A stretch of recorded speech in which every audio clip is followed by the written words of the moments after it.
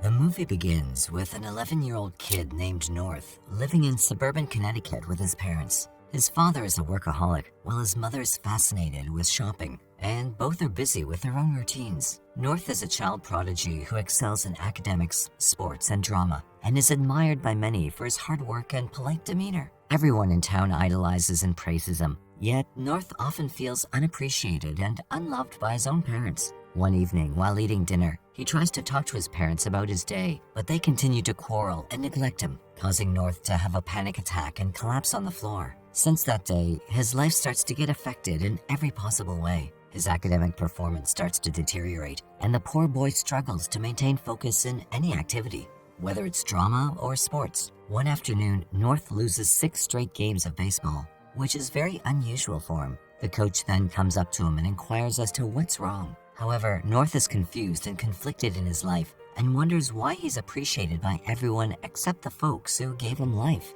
But the coach doesn't understand him, so North simply says that he needs to work on some things and can't play right now. And thus, while everyone speculates on what might be bothering their most valuable player, North exits the field and heads straight to his special place. He's seen walking through old tree forts, beautiful riversides, and covered bridges, before revealing that his favorite spot is actually a huge armchair in a department store. A while later, as North reflects upon his life, a man dressed as the Easter Bunny arrives and takes a seat in front of him. When the man asks what's wrong, North begins to whine that his parents seem to be the only adults in his community who don't notice his talents. The Easter Bunny suggests that North simply express his feelings to his parents, but North believes that if they can't appreciate him, they don't deserve him. Hearing this, the man tells him that underappreciation is a frequent childhood lament, and that, generally, he's stuck with the parents he has, unlike baseball, where one can sign for free agency. After the Easter Bunny leaves, North remembers what he said earlier and creates a plan for how he could solve his problems.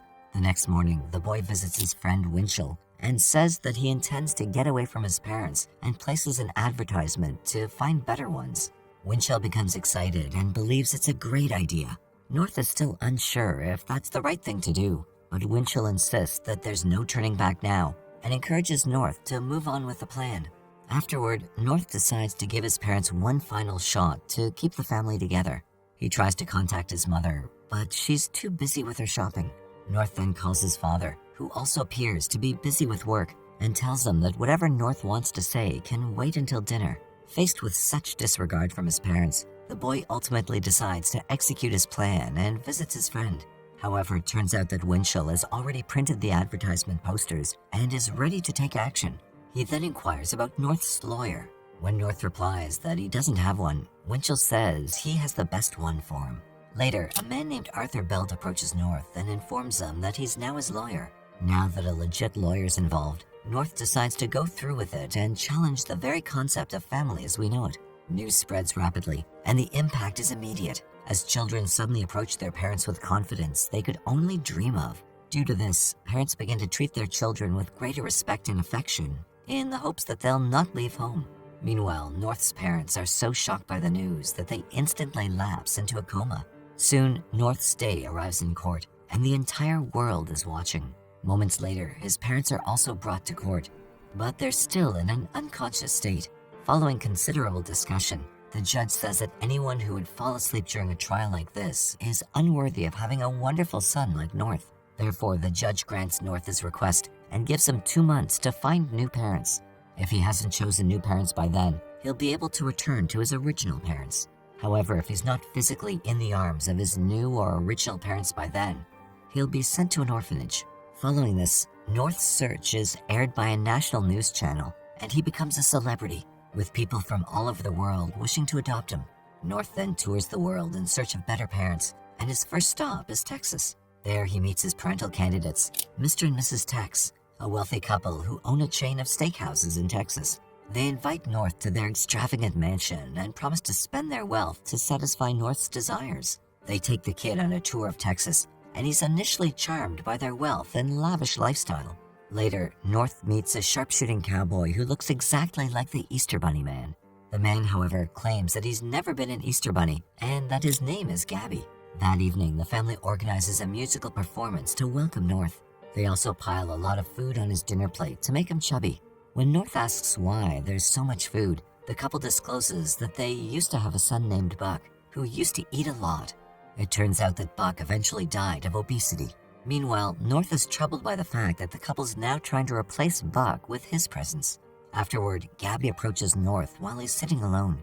The boy tells him that he doesn't want to be a shadow of someone else for the rest of his life. He left home because his parents didn't appreciate him, and now he doesn't want to change into someone else to be loved. Hearing this, Gabby also agrees that this place is not suited for him, and he advises him to move on. The following morning, North informs Mr. and Mrs. Tex of his decision not to continue further. The couple also accepts his decision and expresses gratitude for the opportunity. Before leaving, Gabby gives North a silver dollar with a bullet through the center as a good luck souvenir. Following this, North resumes his search for the ideal parents while remaining unaware of events at home. It turns out that Winchell has taken advantage of the situation to assemble a group and initiate a rebellion against all the parents. However, North is clueless about this and arrives in Hawaii, where he's welcomed by the wealthy governor and Mrs. Ho. They offer him a luxurious life on their private island, and North also appears to be enticed by it. Afterward, when North asks the couple if they have a dead child whose shoes he must fill, Mrs. Ho reveals that she's unable to conceive biological children,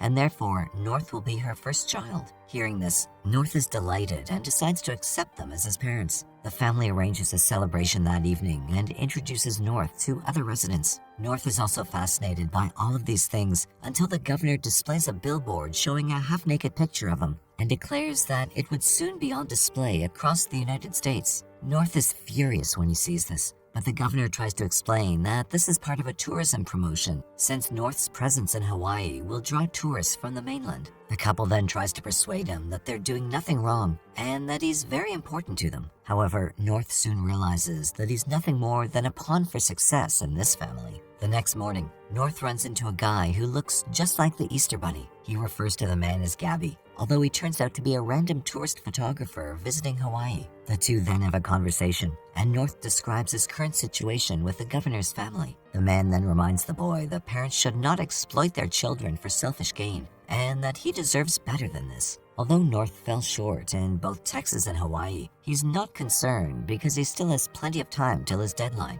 Meanwhile, as North makes his way to Alaska, things at home are heating up. Winchell's inspirational lectures have produced a wave, and children are still holding their parents emotionally hostage. Later, North ultimately arrives in Alaska to meet the prospects for his next parents. His first impression of Alaska is pleasant. The air's clean, the scenery is stunning, and most of all, it's far from everything and everyone. The Alaskan couple greets him and helps him in settling down. When North asks whether they have any personal reasons for adopting them, such as dead children or low self-esteem, the couple discloses that they don't want anything from him. They say that all they want is for North to follow his dreams and be his best version, which makes them happy. A short time later, the couple introduces North to an elderly man, saying he's his grandfather. It turns out that in their tradition, people send their old parents out to sea on an ice floe to die with dignity. The old man is visibly upset, but there's nothing he can do about it. As the family makes their long trek to sea, North takes the opportunity to get close to his new grandpa. He found him to be friendly and thoughtful. Knowing that his time is limited, he tries to take all the knowledge the old man has to offer. After days of traveling, they arrive at the sea, where the grandfather's supposed to die. The family then shares their goodbyes, and the grandfather is sent away, which upsets North. While coming back home, North again runs into the man who looks like the Easter Bunny. Disturbed by the incident, North tells them that not even his own selfish parents would send his grandfather away like that. The man then informs the kid that he must make a decision quickly because the deadline is only a week away. This surprises North because he's only just arrived, but the man reveals that the journey from home to the ice floes took 7 weeks. Therefore, with time running out, desperate North speeds towards an uncertain future. He's upset because his parents haven't called him in 2 months, but he has no idea that they're still in a coma and are being displayed at a museum. Meanwhile, it turns out that North's mission has inspired children all over the world to abandon their parents and hire Belt and Winchell, both of whom are now wealthy and powerful. North's next family is Amish, but the size of their family and lack of modern conveniences immediately turns him off. While North is not one to make fast decisions, there are just 7 days left and a world full of potential parents to evaluate. However, his experiences in Zaire, China, and Paris are equally unsuccessful. 3 days before his deadline, North arrives in New York City to meet his final set of parents. North then meets the Nelson family, who have 2 other children. However, this time, North has found the perfect family, and during their time together, he realizes that they're everything he's ever wanted. Meanwhile, North's parents awaken from their coma, and Winchell takes them to a room. There, he records them pleading with North to return and promising to treat him better. Later that night, North receives a videotape sent by Winchell, but when he watches the video, it turns out that Winchell has manipulated the words to make it appear as if his parents no longer want him. Watching this crushes North's heart, and he eventually decides to stay with the Nelsons. Finally, North has started living with his new parents, who make him feel wanted and loved. But he has an intuition that something is still wrong because he misses his biological parents. He then decides to leave the Nelson family and bids them farewell. In despair, North escapes to New York City to hide from everyone. However, Winchell and Belt are worried that if North returns to his parents, their profitable business will fail, so they plan to kill him. Later, while an assassin pursues North to kill him, he escapes and stumbles across an old friend, Adam. Adam informs him about Winchell's actions during his absence and hands him the original video clip of his parents. Moments later, North is almost hit by the assassin, but he manages to run away and comes across an event. There, he meets a stand-up comedian who, once again, looks like the Easter Bunny. The two then watch the video clip, and North understands that no one will ever love him as much as his parents do. The man then drives North to the airport to return home. However, at the airport, a horde of kids who have followed in his steps become enraged, realizing that North is returning to his parents, and therefore, they proceed to attack him.